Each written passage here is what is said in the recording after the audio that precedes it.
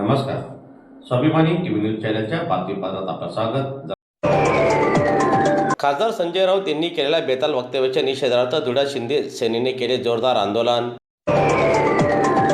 धुळे शहरातील जाशीराणी चौकात आज शिंदे गटाच्या शिवसैनिकांनी जोरदार आंदोलन केले. खासदार संजय राऊत यांनी विधान परिषदेच्या उपसभापती नीलमताई गोरे यांच्याबाबत केलेल्या अपमानास्पद वक्तव्याच्या निषेधार्थ कार्यकर्त्यांनी आज जोरदार घोषणाबाजी करून हे आंदोलन केले. शिवाय खासदार संजय राऊत यांच्या प्रतिमेवर कार्यकर्त्यांनी जोडे देखील मारले. या आंदोलनात शिंदे सेनेचे महिला पदाधिकारीसह कार्यकर्ते मोठ्या संख्येने सहभागी झाले होते. जय महाराष्ट्र. शिवसेनेच्या उपसभापती नीलमताई गोरे यांच्याबद्दल उभाटाचे संजय राऊत यांनी अपशब्द काढले आहेत, टीका केली आहे त्यांच्याबद्दल.